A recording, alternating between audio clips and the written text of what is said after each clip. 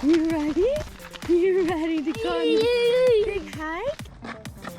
Hey, ready to see hike? Let's go this way.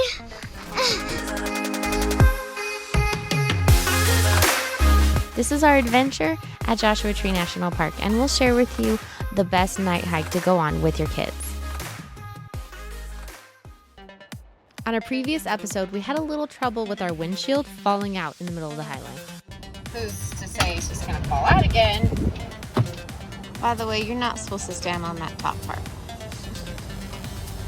Sit under it. Hopefully this will block the wind from getting in there. Nice. After taping the front windshield on Big Blue, we start getting ready for our trip. We are excited. Where are we headed now, children? Joshua Tree. Joshua Tree, to protect the Joshua trees. And what is there? Apparently really good night sky. Yeah? I'm really excited to see the stars. And we're off, not really knowing what to expect. Even though I grew up in California, this is my first time visiting Joshua Tree. We find a great dispersed campground. We'll put the coordinates of this location in the description below if you want to stay in the same place we did.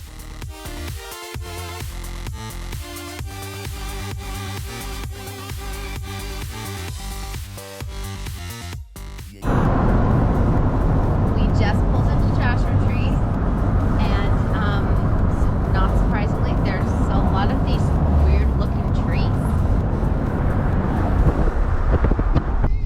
This place kind of looks like another planet.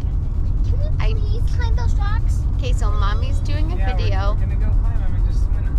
It's a very unique-looking place, not just because of the Joshua trees, but because of the boulders too. Like, there's these mountains and hills that are just piles of rocks. And some of them look like they were not naturally created.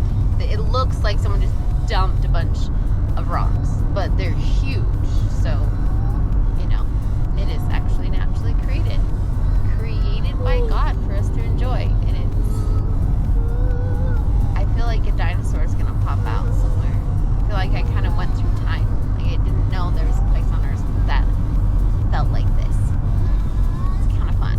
It's a fascinating story how Joshua Tree actually got its name.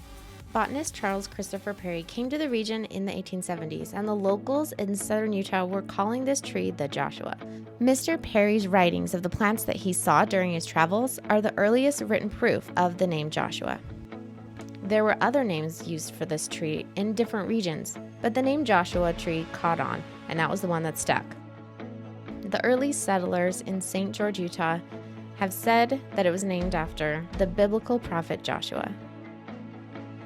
We don't know exactly why, but it's been said that perhaps it's how the branches of the tree are raised up and how the prophet Joshua would raise up his hands in prayer to the Lord. When I look at these misshapen and a bit awkward trees, I see its own unique beauty. These trees lift their arms up to heaven. A good reminder for us all of who we should turn to.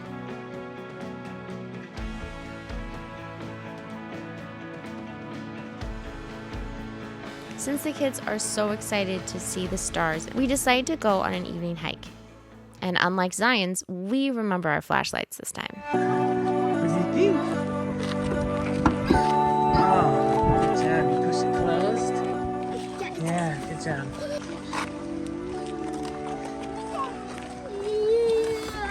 We're excited and ready to go.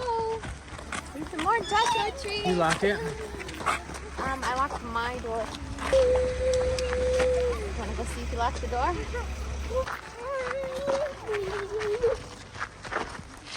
So, I was raised in California, and I don't like being cold. And guess what? I didn't have my coat in the car, but both the boys did not want to wear this coat. They were going to leave it in the car, so I decided that it's mine tonight. That pattern right there looks so cool. Yeah, it is a cool pattern, huh? Ezra is autistic, and he can't yet tell us how he feels verbally.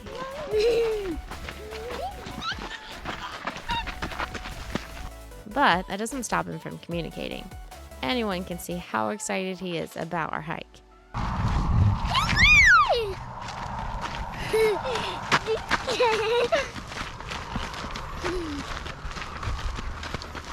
And for some reason, Marie wants Simon to walk with his hands in his sweatshirt pockets. Don't do that. Marie, it's okay. I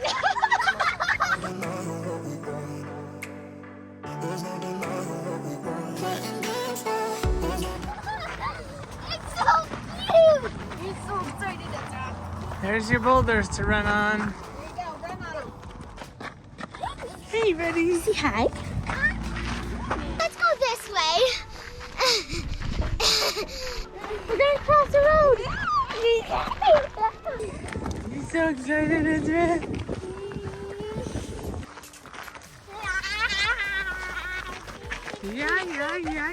Yeah, it looks fluffy, but is it fluffy? No. No, it's not. Don't touch it. Keep Simon away from the seemingly fluffy plants. The sunset over the rocks is gorgeous. This is seriously the best night hike for kids.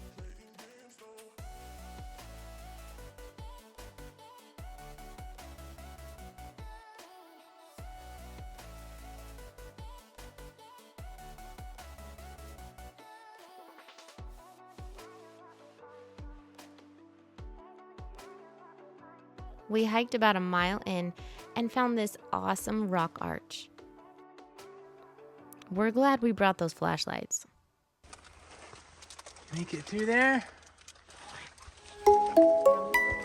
The kids love climbing on these rocks and boulders. When it gets too dark to climb the rocks, we start heading back. What do you guys think of that? Beautiful sky. And on our way back, we saw some amazing stars. I wish we could have got it all on video, but since it is pitch black, it makes it a little difficult.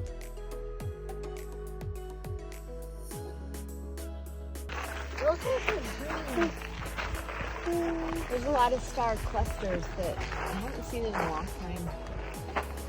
You know, because a lot of times you can see the big ones, Oh yeah, the. but there's like lots of clusters. Wow, it's so Look at the stars. Back at the RV, it's past Mommy's bedtime.